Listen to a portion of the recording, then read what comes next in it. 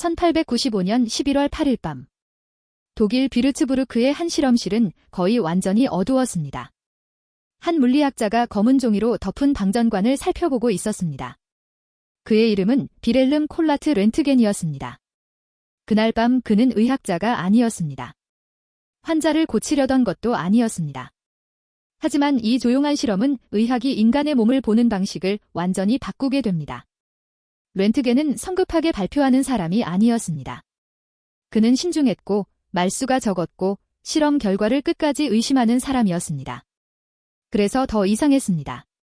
검은 종이로 빛을 막았는데도 멀리 놓인 형광판이 희미하게 빛나고 있었습니다. 눈에 보이는 빛은 나올 수 없었습니다. 그런데 무언가가 벽을 통과하고 있었습니다. 그 순간부터 렌트겐은 거의 실험실에 갇히다시피 했습니다. 당시 물리학자들은 진공관 안에서 전기가 어떻게 움직이는지 연구하고 있었습니다. 방전관은 새로운 장난감처럼 보였지만 사실 위험하고 불안정한 도구였습니다.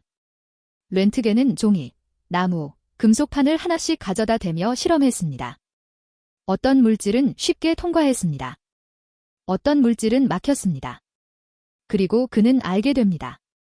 이 알 수 없는 선은 살과 뼈를 다르게 통과한다는 사실을 말입니다. 처음에는 누구도 이것이 무엇인지 몰랐습니다. 그래서 렌트겐은 이름을 붙이지 못했습니다. 수학에서 모르는 값을 X라고 부르듯 그는 이 보이지 않는 선을 X선이라고 불렀습니다. 정체를 모른다는 뜻이었습니다. 그는 몇 주 동안 거의 사람을 만나지 않고 실험을 반복했습니다. 실수인지, 착각인지, 장비의 문제인지 확인해야 했기 때문입니다. 위대한 발견은 종종 환호보다 의심에서 시작됩니다. 결정적인 장면은 그의 아내, 안나 베르타의 손에서 나왔습니다. 렌트겐은 사진판 위에 아내의 손을 올려놓고 X선을 통과시켰습니다. 사진에는 피부가 아니라 뼈가 찍혔습니다. 그리고 반지의 검은 그림자가 선명하게 남았습니다. 전해지는 말에 따르면 베르타는 그 사진을 보고 이렇게 두려워했습니다. 마치 자신의 죽음을 본 것 같다고 말입니다. 의학의 새로운 눈은 처음에는 경이보다 공포에 가까웠습니다. 그 사진은 한 가족의 사적인 실험을 넘어섰습니다. 인간은 처음으로 몸을 열지 않고 몸속을 보았습니다. 외과인은 칼을 대기 전 뼈의 위치를 짐작할 수 있게 되었습니다. 총알과 골절, 이물질을 확인할 수 있게 되었습니다. 하지만 모두가 즉시 안전성을 이해한 것은 아니었습니다. 초기의 X선은 노출 시간이 길었고 방사선 위험도 거의 알려져 있지 않았습니다. 새로운 기술은 늘 희망과 위험을 함께 데리고 옵니다. 렌트겐의 논문은 유럽 전역으로 빠르게 퍼졌습니다. 병원과 실험실은 앞다투어 X선 장치를 만들었습니다. 신문은 몸속을 찍는 신비한 빛을 이야기했습니다. 의사들은 흥분했습니다. 하지만 일부 사람들은 이것을 과학보다 구경거리로 소비했습니다. 사진관과 박람회에서도 X선이 전시되었습니다. 의학의 혁명은 때로 대중의 호기심 속에서 위험하게 흔들립니다. 임상적으로 X선의 힘은 분명했습니다. 골절은 더 이상 손끝 감각과 추측만으로 판단하지 않아도 됐습니다. 몸속 금속 이물도 찾아낼 수 있었습니다. 의료인은 보이지 않던 정보를 얻었고 환자는 불필요한 절개를 피할 가능성을 얻었습니다. 이것은 단순히 사진 기술이 아니었습니다.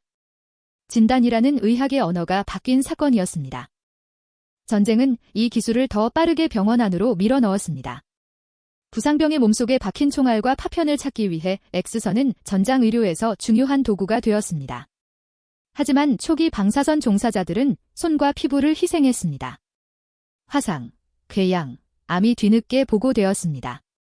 발견의 영광 뒤에는 이름이 덜 알려진 기술자와 의사들의 손상이 있었습니다. 의학의 진보는 언제나 안전의 학습을 함께 요구합니다. 오늘날 X선은 너무 익숙해서 오히려 놀라움을 잊기 쉽습니다. 흉부 X선은 폐렴, 결핵, 심장 크기, 흉수 같은 정보를 빠르게 보여줍니다. 물론 모든 병을 보여주지는 않습니다. 좋은 영상은 좋은 진찰과 함께 해석되어야 합니다. 그래도 X선은 현대 진단의 기본 언어가 되었습니다. 의사는 이제 몸밖의 증상과 몸속의 그림자를 함께 읽습니다. X선은 이후 CT로 이어졌습니다. 평면 사진이 단면 영상으로 바뀌자 의학은 장기와 혈관, 종양을 훨씬 정교하게 볼 수 있게 되었습니다. 응급실에서 뇌출혈을 찾고 암의 위치를 확인하고 수술 계획을 세우는 일들이 가능해졌습니다. 하지만 원칙은 같습니다. 보이지 않는 것을 보이게 하되 필요한 만큼만 사용해야 합니다. 기술의 힘과 환자의 안전 사이에서 균형을 잡는 것. 그것이 현대 영상의학입니다. 렌트겐은 X선을 특허로 묶지 않았습니다. 인류 전체가 쓸 수 있어야 한다고 생각했습니다. 그는 첫 노벨 물리학상을 받았지만 자신의 발견을 과장하는 사람은 아니었습니다. 어두운 실험실에서 시작된 작은 빛은 병원의 눈이 되었습니다. 오늘날 우리가 몸속을 보고 병을 찾는 순간마다 그 밤의 질문은 계속 살아있습니다. 눈에 보이지 않는 것을 어떻게 믿을 것인가? 그리고 보이게 된 것을 어떻게 책임있게 사용할 것인가?